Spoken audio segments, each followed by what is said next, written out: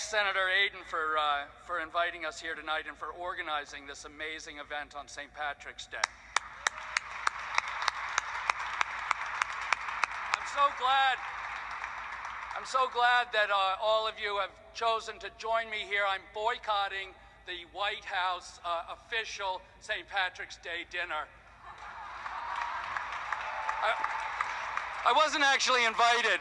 I don't think any of us were, but we're boycotting anyway.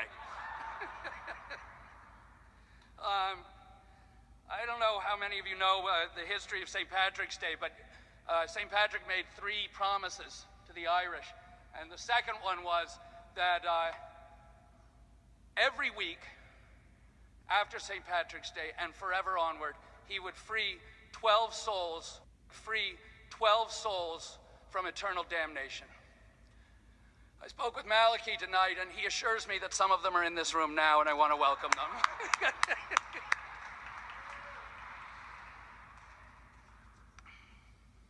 So my name is Maxwell Kennedy. My father is Robert F. Kennedy. My ancestors, the Hannans, thank you.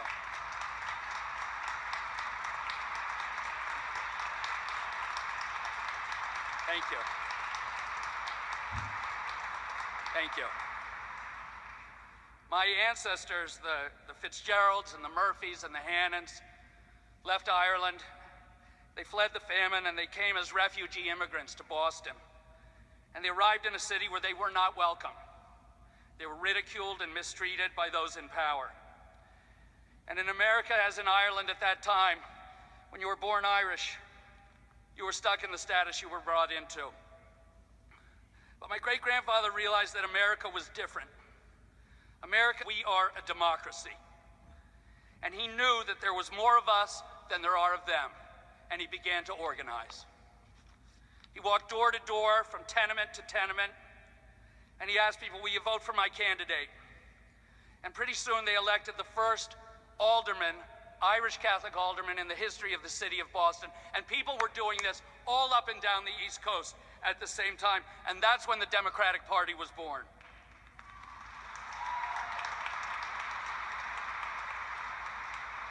And we took care of each other then, and we still stand. If an elderly woman needed a coat in the winter, the Irish politician found her a coat. If a family lost their breadwinner, an Irish politician gave them a little help with their rent. And when a man or woman needed a job, the Irish politician went down to the docks or across to the factory and made sure that everyone who was willing to work could have a job. We had each other's backs, and we still stand.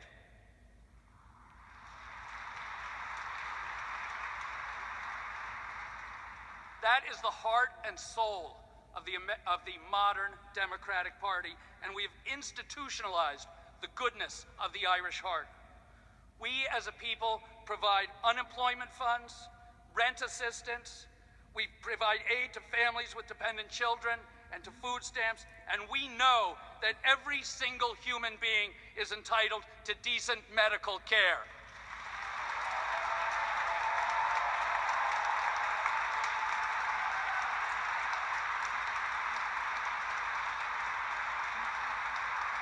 We children of the Irish came over here and said, just give us a hand and we'll stand on our own. Now it seems in this strange new world, the Irish men, and they seem to be mostly men in this White House, are saying, pull the ladder up, Charlie, I'm in. But we'll not forget our legacy. We must always honor the Irish, digging deep to give someone a coat, leaning down to pull someone up, softening the world's edges. That is our history, it's our inheritance, it's the legacy that was left to us, and that is our America. We still stand.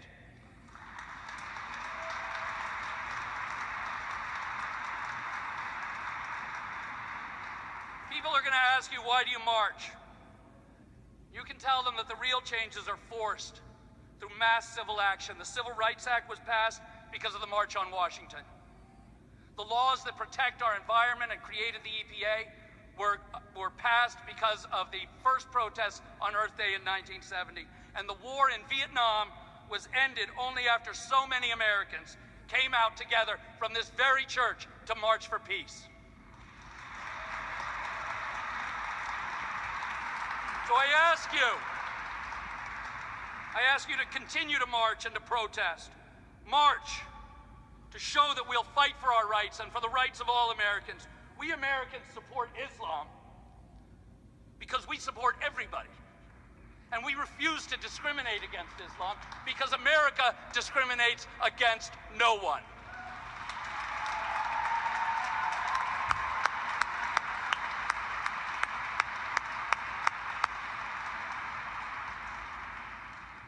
You all of you out here, represent what is greatest and best in our country. We're joined together, and together we will end the discord and the division and the hatred sown in this last election. So I ask you all to commit to rebuild with empathy, with purpose, and with love, and to stand.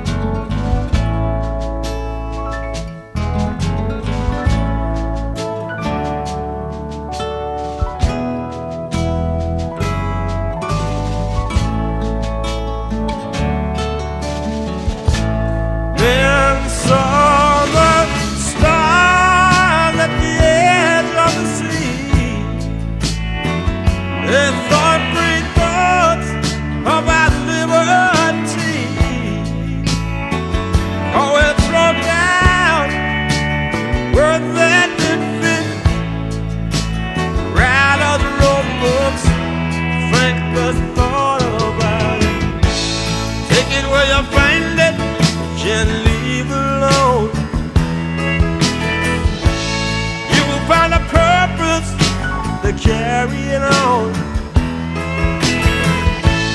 Mainly when you find that your heart will be strong about it.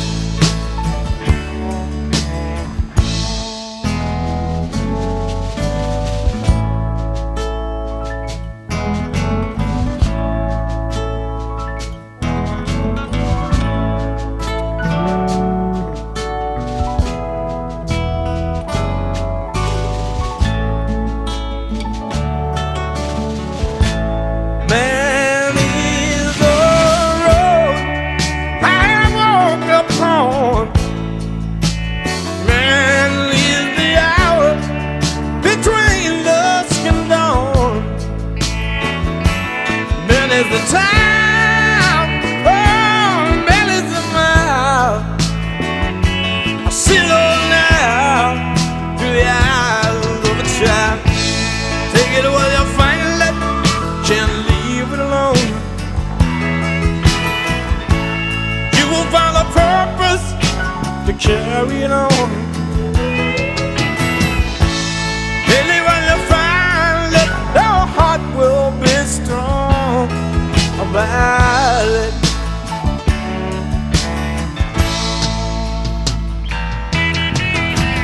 Lost dreams and found dreams in America, in America, in America. Lost